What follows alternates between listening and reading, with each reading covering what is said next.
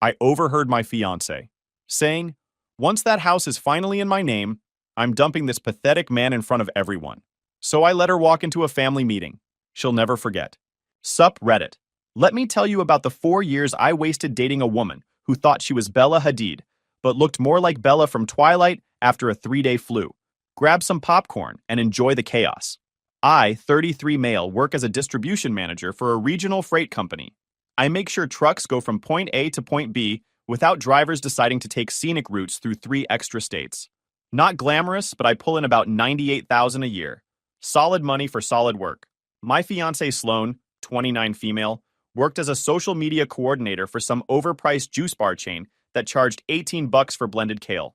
She pulled in about $52,000 a year, but spent money like she was pulling in $500,000. Her entire personality revolved around her Instagram account, where she had 4,200 followers and acted like she was running a media empire. Daily outfit posts with captions like "Casual Tuesday vibes" when she'd clearly spent 2 hours getting ready. Food photos with paragraphs about manifesting abundance. Selfies with inspirational quotes she definitely stole from other people. The whole influencer starter pack. She'd constantly compare herself to actual models. You know, Bella Hadid and I have the same bone structure. No, Sloan, you don't. I could totally do runway if I wanted to pivot my brand. Sure, Jan. My engagement rate is actually better than some celebrities. Yeah, because your aunt and 3 bots are very dedicated followers. We met 4 years ago at a coffee shop in Astoria. I was working on my laptop during lunch when she walked up to my table and asked if the seat across from me was taken. Place was packed. I said no. She sat down, smiled, and within 5 minutes we were talking about everything. She was charming, funny. She had this energy that made boring days feel less boring. And when she told me about her content creator dreams, I didn't laugh. I helped. Helped her set up her YouTube channel. Taught her basic video editing. Gave feedback on captions. Supported the whole influencer thing because I thought if it made her happy, why not? Year 1 was good. We clicked. She met my family, I met hers. Year 2 was when the Instagram obsession went from hobby to full-blown lifestyle. She started calling herself a content creator. Began pitching brands for sponsorships. Got rejected by literally every single one but kept trying. Her YouTube channel got maybe 40 views per video, half of which were probably her watching it herself to check the editing. Year 3, I made excuses. Told myself everyone has their thing. Some people collect stamps, some people take 50 photos of their coffee. I kept supporting her, kept being her personal photographer, kept pretending I didn't mind retaking couple photos 15 times until her jawline looked snatched enough. Year 4, I proposed. Not because I was wildly in love at that point, more because it felt like the next logical step. We'd been together long enough. We got along most of the time. Our families knew each other. Why not? I took her to the restaurant where we'd had our first real date. Got down on one knee during dessert. She cried, said yes. Immediately asked me to retake the ring photo because her nail polish was chipped in the first one. She posted about the engagement for a solid week. Different angles of the ring, close-ups with flowers. Her hand on my chest so you could see both the ring and my face. Captions about finding her soulmate and manifesting true love. Her follower count jumped to 4,600. She was thrilled. Then came the house talk. We were both throwing money away on rent. Me in a decent 1-bedroom in Forest Hills. Her in a studio with a roommate who she constantly complained about. Combining our incomes meant we could afford something real. An actual house. Build equity. Do the adult thing. I'd been saving for 6 years. Had about 85,000 set aside. Sloan had maybe 12,000. We looked at places in Queens. Found a 3-bedroom ranch in Bayside that needed some cosmetic work, but had good bones. Listed at 470,000. The plan was simple. Pool our money. Put both names on the deed. Split everything equally. Even though I was dropping way more cash. Whatever. We were getting married anyway. What's mine is yours, right? We made an offer. They accepted. We scheduled the closing for 2 months out. Sloan lost her mind with excitement. Posted about it constantly. First-time homeowner, with photos of the house exterior. Building my empire, with pictures of paint swatches. Manifestation works, with screenshots of her Pinterest boards. Her follower count hit 5,100. She started hashtagging everything #homeownerlife before we'd even signed a single paper. 3 weeks before we were supposed to go to the bank and finalize everything, I found out exactly what Sloan's real plans were. And let me tell you, they didn't include me past the closing date. It was a Tuesday, middle of October. I'd taken a half day to prep for the bank meeting we had scheduled for the following week. Figure out all our financial documents, make sure everything was in order, all that boring adult responsibility stuff. Sloan had texted me around noon saying she was having some friends over at my apartment. Said they'd be gone by the time I got home around 6. No problem, she had a key. Whatever. I finished up my paperwork around 3 and headed home early. Figured I'd get there, maybe take a nap, order some food, chill. I pulled into my parking spot and grabbed my phone to text Sloan that I was back. That's when I heard voices coming from my apartment. My window was open and the parking lot was right below. I was about to get out of my truck when I heard my name. I'm telling you, once that house is in my name, I'm done with him. I froze. Hand on the door handle. Engine still running. That was Sloan's voice. You're really doing it? Another voice. Probably her friend Taryn. They'd been tight since college. Heck yeah. I've been dealing with his boring personality for 4 years. 4 years of pretending I care about freight routes and logistics. Do you know how many times I've had to sit through dinner with his family while they talk about trucking? I want to die every time. Laughter. Multiple voices. I turned off my truck. Sat there. Listened. But isn't his name going on the house too? Different voice. Maybe Alexis. Another friend from her circle. Yeah, but my dad says there are ways around that after we get married. Especially if I can document that he's never home, or that I contributed more. His lawyer friend said I just need to wait until after the wedding, then file for divorce and take the house in the settlement. Clean and simple. My hands went numb on the steering wheel. That's ruthless, Taryn said, but she was laughing. It's strategic. Look, he makes decent money, but he's maxed out. Distribution manager? That's it. That's his ceiling. He's got zero ambition. Meanwhile, I'm building my brand. My following is growing. Once I'm a divorced homeowner in my late 20s posting about my glow-up, my engagement rate is going to explode. That's the kind of content that goes viral. How many followers you at now? Alexis asked. About 5,100. But once I post about leaving dead weight and living my truth, I'm predicting 10,000 easy. Maybe 15,000 if I play it right. Single woman, homeowner, thriving after divorce. That's literally content gold. More laughter. I just sat there. Couldn't move. Couldn't process. When are you planning to leave him? Taryn again. I'm thinking like 6 months after the wedding. Long enough that it doesn't look suspicious, short enough that I'm still in my 20s when I'm back on the market. And here's the best part. I'm going to dump him publicly. At some dinner or party with both our families there. Just announce it in front of everyone and watch him fall apart. Oh my God, that's evil. But Alexis was cackling. He's going to cry. You know how emotional he gets about everything. Remember when his childhood dog died? He was a mess for like a month. Imagine his face when I tell him I never loved him and only used him to get a house. The content practically writes itself. What if he fights you for the house? Taryn asked. With what? My dad's friend is a shark. Plus, I've been documenting everything. Every time he works late, I'm marking it as neglect. Every time he goes out with his friends, that's abandonment. By the time we're done, he'll be lucky if he keeps his truck. You're diabolical, Alexis said. I'm honestly impressed. I'm just smart. You don't get ahead by being nice. You get ahead by being strategic. And I've been strategic for 4 years straight. Once that house is mine, I'm dumping his pathetic, boring self in front of everyone and living my best life. They kept talking, but I stopped listening. I started my truck back up, pulled out of the parking lot, drove to a coffee shop a few blocks away and just sat there. 4 years. 4 years of dating this woman, planning a future, buying a house, getting married, and it was all a scam. A long con for real estate and Instagram followers. The thing is, I wasn't mad anymore, because Sloan had made one critical error. She told her friends about the plan before she secured the house, which meant I knew everything, which meant I could act first. I pulled out my phone, texted Sloan. Running late, won't be back until 6. Have fun with your friends. She responded immediately. Okay, babe, love you. Just having girl talk. Girl talk, right. I sat in that parking lot for 2 hours making a plan. Then I drove home. The friends were gone. Sloan was in the kitchen humming to herself, looking through paint samples on her phone. She kissed me when I walked in. Hey, how was your day? Fine. Boring paperwork? I'm so excited for the bank meeting. We're so close to being homeowners. Homeowners. Plural. Like she actually meant it. Listen, I said. I've been thinking. Maybe we should hold off on the house. Her face changed. What? Why? Just for a few months. Make sure we're really ready. It's a big commitment. We already made an offer. They accepted. We can't just back out. We can. We haven't signed anything final yet. We'd lose the earnest money, but that's only like 5 grand total. That's our money. We can't just throw it away. Better than rushing into something we're not ready for. Her eyes narrowed. Where is this coming from? Just cold feet about the timing. We can still do it.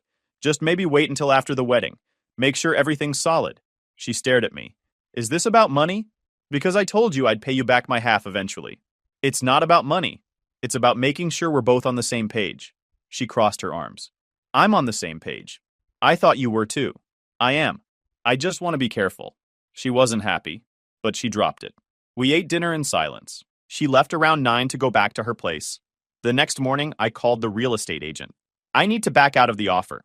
Are you sure? You'll lose your earnest money deposit. I'm sure. Send me the paperwork. What about your fiancée? She'll get the paperwork too. Tell her I made the call. All right, I'll process it today. Next, I called my mom. Can you set up a family dinner for Friday night? Both families. Somewhere nice. Sure, honey. What's the occasion? I'll explain Friday. Just make sure everyone's there. Sloane's parents too. Is everything okay? It will be. Then I texted Sloane. My mom wants to do a family dinner Friday. Both families. Celebrate the engagement properly. You free? She texted back immediately. Yes, that's so sweet. Where? That steakhouse in Manhattan your mom likes. 7 p.m. Perfect. I'll wear my new dress. I'm sure she would. Friday came. I got to the restaurant at 6:45. Upscale steakhouse in Midtown. White tablecloths, mood lighting, $100 entrees. The kind of place you go for special occasions. My family arrived first. Mom, Dad, my brothers Rowan and Levi with their wives. They took one side of the big table we'd reserved. Sloane's parents showed up at 6:55.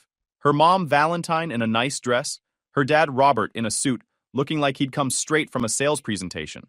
Sloane arrived at exactly 7. She was wearing a tight black dress, heels, full makeup, hair curled. She looked good. She'd obviously planned this outfit for maximum Instagram potential. She made the rounds, hugged my mom, kissed my dad on the cheek, complimented my sisters-in-law on their outfits, chatted with her own parents, played the perfect future daughter-in-law and loving fiancé. We all sat down. Sloane sat next to me, put her hand on my leg under the table, smiled at everyone like this was the happiest night of her life. I waited until everyone had food in front of them, took a sip of my water, set down my fork. So I wanted everyone here tonight because I have an announcement. The table went quiet. Everyone looked at me. Sloane's face lit up. She probably thought I was about to announce a wedding date or some romantic gesture. More content for the gram. Sloane and I are done. The engagement is off. I'm breaking up with her, right now. You could have heard a pin drop. Sloane's smile froze, then melted. What? We're over. I'm ending this.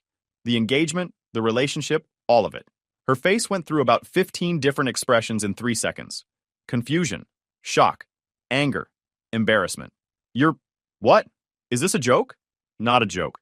Earlier this week, I overheard you and your friends at my apartment. You were planning to use me to get the house, then divorce me 6 months after the wedding and take everything. You called me pathetic, called me boring, said you'd been pretending to care about me for 4 years, said my only purpose was helping you get a house so you could post about your divorce glow-up and gain Instagram followers. The color drained from her face. You planned to dump me publicly in front of both families, just like this, to watch me fall apart for content. You wanted to see me cry? Well, congratulations. You get the public breakup, just not the way you planned it. My mom's face stayed calm, but I could see the anger in her eyes. My dad's jaw was set. My brothers looked at Sloane like she was something they'd scrape off their shoe. Sloane's mother stood up, mouth open. Robert's face had gone red. He looked down at his plate. Couldn't meet anyone's eyes. Sloane started. Stopped. Her voice cracked. You were spying on me? My window was open. You were in my parking lot planning real estate fraud. Not exactly Fort Knox level security on your end. I wasn't. That's not what... You told Taryn and Alexis that I was maxed out career-wise, that I had zero ambition. That sitting through dinner with my family made you want to die. That once the house was in your name, you were done with my pathetic self. Those were your exact words. Robert closed his eyes, put his hand over his face. We're done. The engagement is over. I already backed out of the house, and you should probably leave. You're humiliating me, she whispered, in front of everyone. You were planning to do worse. I'm just saving myself the trouble of waiting 6 months. My brother Rowan crossed his arms. Unbelievable. Levi shook his head. Cold. My mom's voice was ice. I think you should go, Sloane. Valentine grabbed her purse, hands shaking. This is Robert. We're leaving. Robert stood up slowly. He looked at me once. His face was pure shame. Then he looked at Sloane with disappointment that could have filled the restaurant. Let's go. They left. Sloane's mom had her arm around Sloane's shoulders. Sloane was crying now, mascara definitely running, stumbling in her heels. Robert walked 3 steps behind them, shoulders hunched. The door closed behind them. The table stayed silent for a moment. My dad cleared his throat. Well, that was dramatic. Yeah. My mom picked up her fork. All right then. My brother Rowan leaned back in his chair. Dude, what the heck? You could have just broken up with her privately, his wife said. She was planning to do it publicly to me, to humiliate me for Instagram content. I just beat her to it. Levi whistled. That's cold. My mom squeezed my hand. You did the right thing. That girl would have destroyed you. I know. I drove home. I got back to my apartment around 11. There were 3 boxes of Sloane's stuff in my living room. Clothes, toiletries, random junk she'd left over the months. I'd packed it all Wednesday night after backing out of the house. I grabbed the boxes, took them downstairs, put them on the curb outside my building. Then I went back upstairs, locked the door, and went to bed. Saturday morning, I woke up to 43 missed calls. 17 from Sloane, 12 from her mom, 8 from unknown numbers that were probably her friends, 6 from her dad. I ignored all of them, made coffee, checked my phone for messages. Sloane had texted me 31 times overnight. The messages ranged from confused to desperate, to furious, to bargaining. Please call me. We need to talk. I don't understand. You're making a huge mistake. How could you do this to me? Call me now. I love you. Please. You're going to regret this. Everyone thinks you're insane. I blocked her number. Then I checked Instagram. She'd posted a photo of herself crying in her old bedroom. Caption: when the person you trusted most destroys your entire life for no reason. Stay strong, Queens.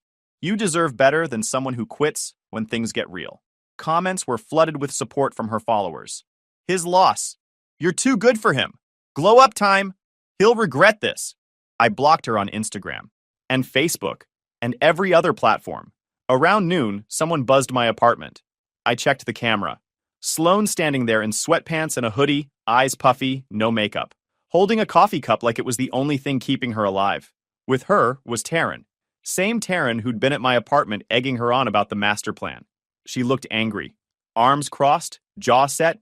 I pressed the intercom button. What do you want? Sloane's voice came through shaky. I need to get my stuff. I know you threw my boxes outside. People took them. I need what's left. Should have grabbed them when you had the chance. Taryn leaned into the intercom. Stop being a child and let her get her things. She has a right to her belongings. She had a right to her belongings when I put them outside in boxes. Not my fault if someone took free stuff off the curb. You can't just steal someone's property, Taryn said.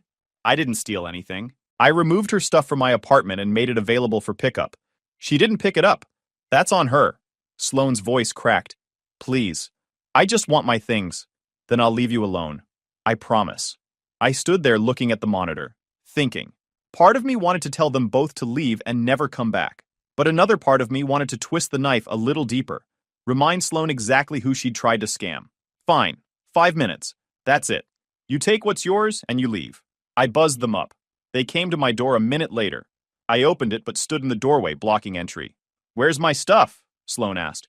Whatever's left is in the closet by the bathroom. You've got 5 minutes. Touch nothing else.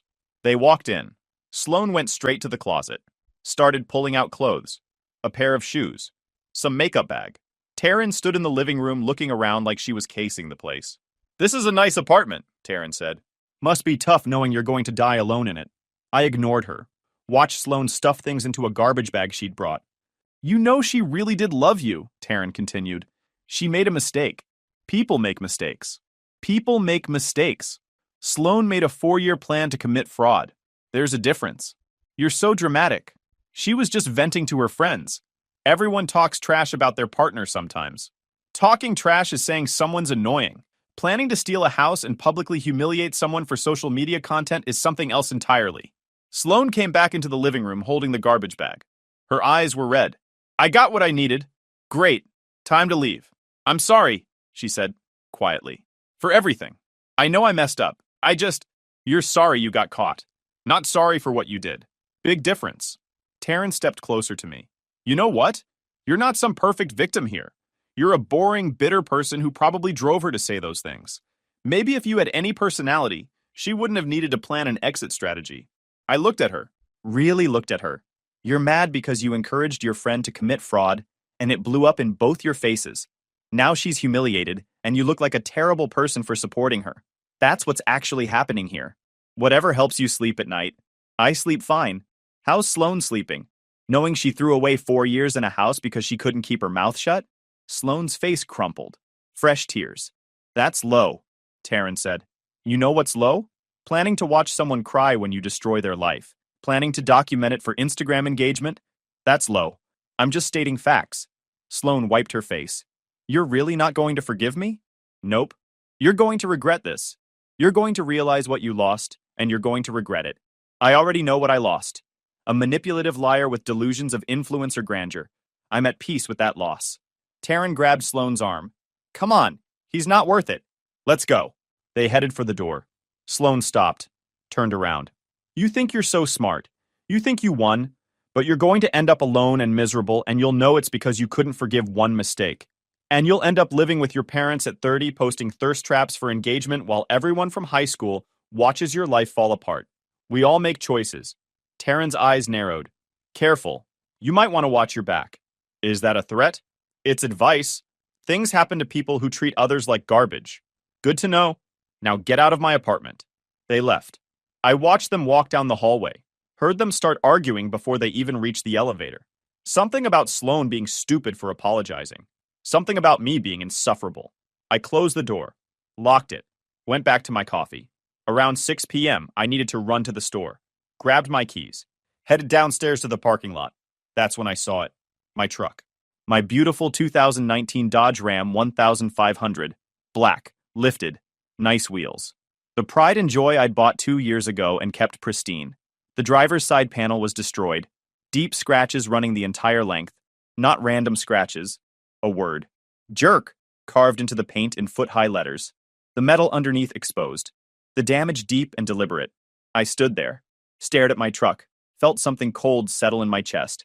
I pulled out my phone, opened the security camera app for the parking lot. My building had cameras covering the whole area. Rewound to 1 hour ago. 5 p.m. There.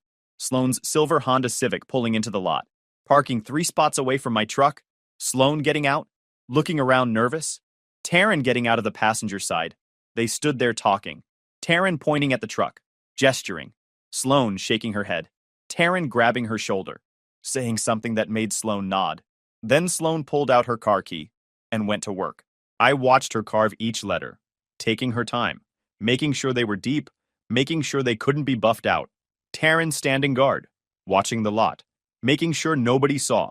When Sloane finished, they both stepped back, admired their work like it was art. Taryn took a photo with her phone, probably for evidence of their revenge, probably to show their other friends.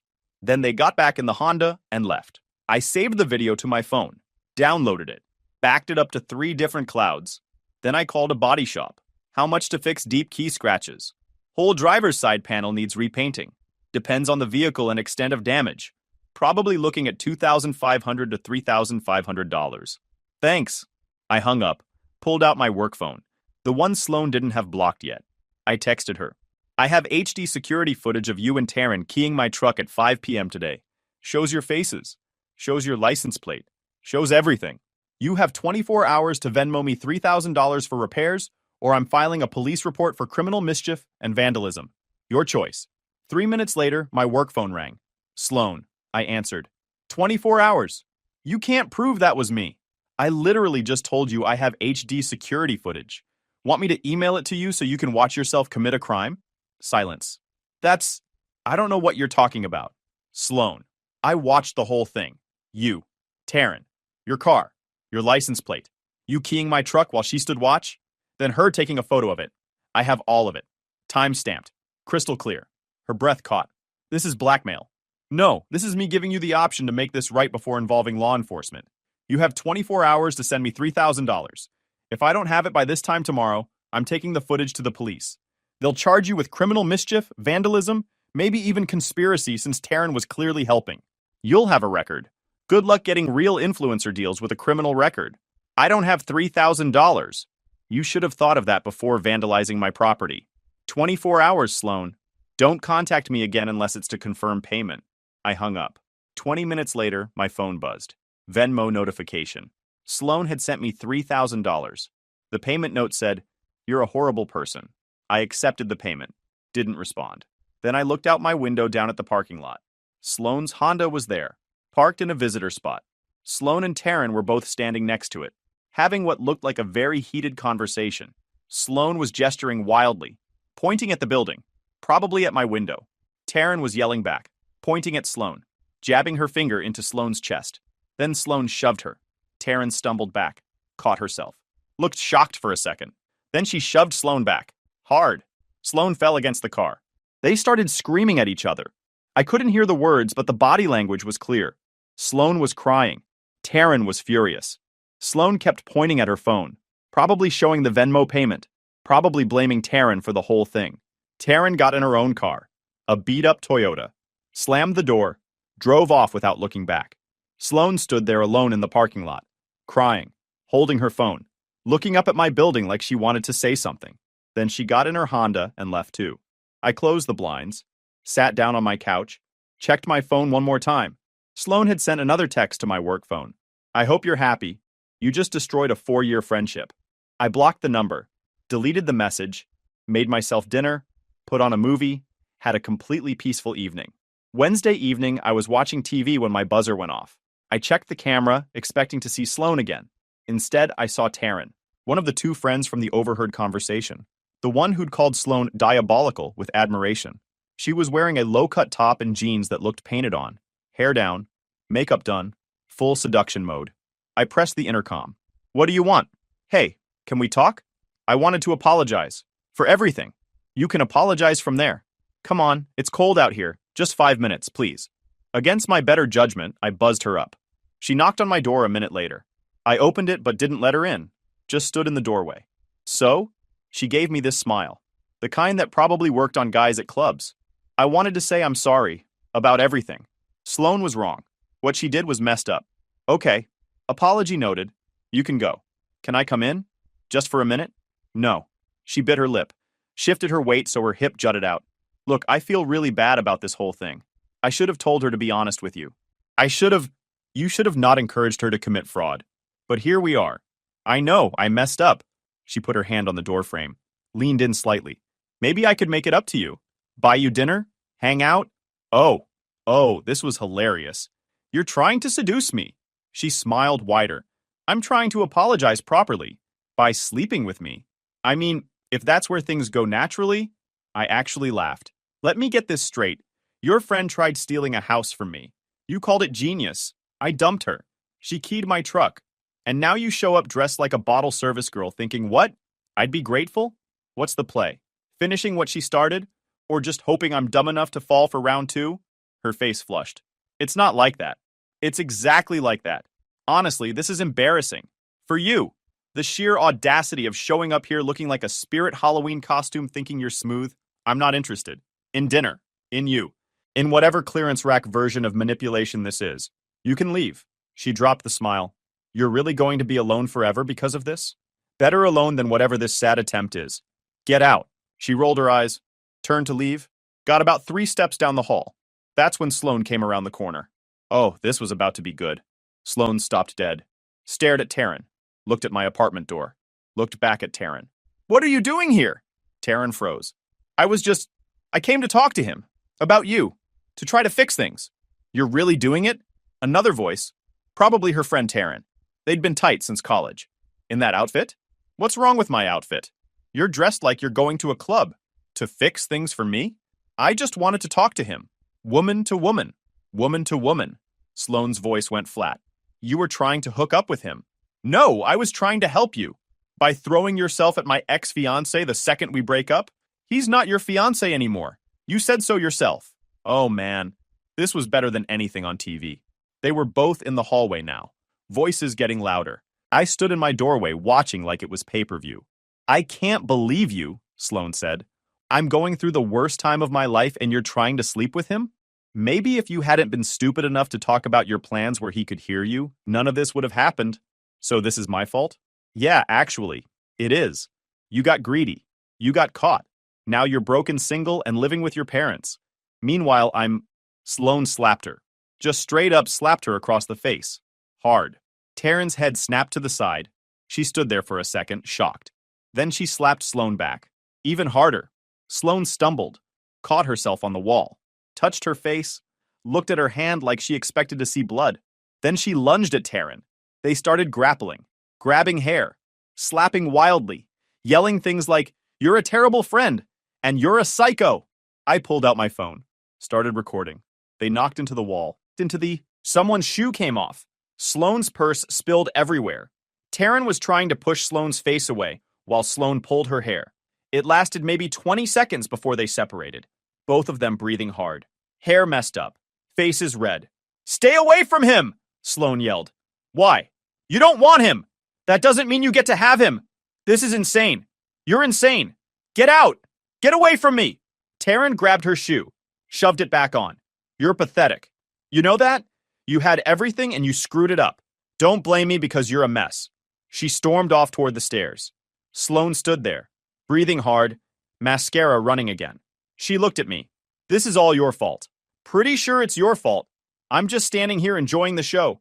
You turned everyone against me." "Nah, you did that yourself. I just stopped pretending I didn't notice." "I loved you." "No, you loved the house I could buy you." "Big difference. Huge, actually." She picked up her purse, started shoving stuff back into it. Lipstick, wallet, her phone with a cracked screen. "You're going to regret this," she said. "You keep saying that." Still waiting. "Might be a while." She stood up, looked at me with pure hatred. "I hope you end up alone. Still better than ending up with you. That's saying something."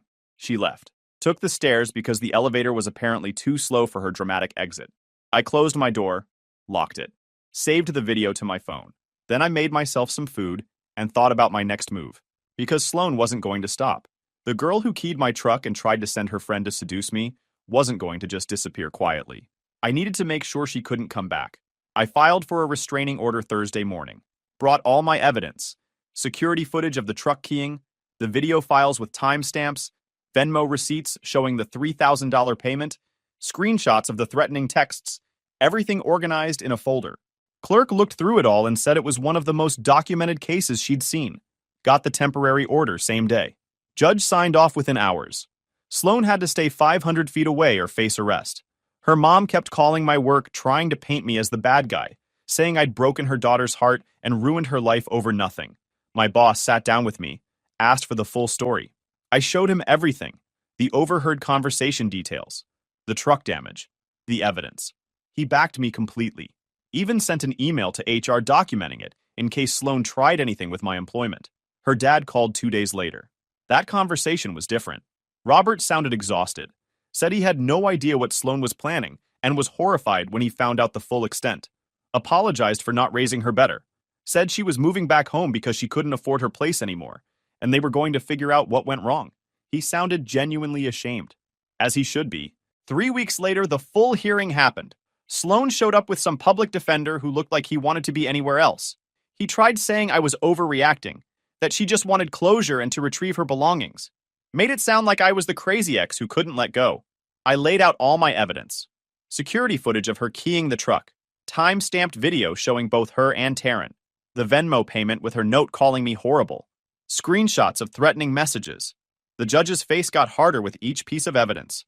Her lawyer tried to argue she was emotional and made poor choices after a traumatic breakup. Judge wasn't buying it. Asked Sloane directly if she damaged my property. She tried to deny it. Judge literally played the security footage on the courtroom screen. You could see her face clearly. She went silent. Judge called it criminal mischief, trespassing, and vandalism. Granted the restraining order for 2 years. Said if she violated it even once, she'd face immediate arrest and criminal charges. Sloane walked out of that courthouse looking like her world ended. After court, I checked her Instagram out of curiosity. The account was basically dead. She'd deleted most of her posts, all the house stuff, all the engagement photos, most of the influencer content, down to about 3,400 followers. The recent posts were just sad. One photo of a sunset with "starting over" as the caption. 12 likes. 3 comments, all from relatives saying, "Stay strong, sweetie." The influencer dream was over. The house was gone. The relationship was done. And she had a restraining order on her record that would show up on background checks. Guys, we are so close to hit 100,000 subscribers on this channel. If you are not subscribed to the channel, please consider subscribing. It really helps hit that 100,000 mark. Thanks for making this dream come true.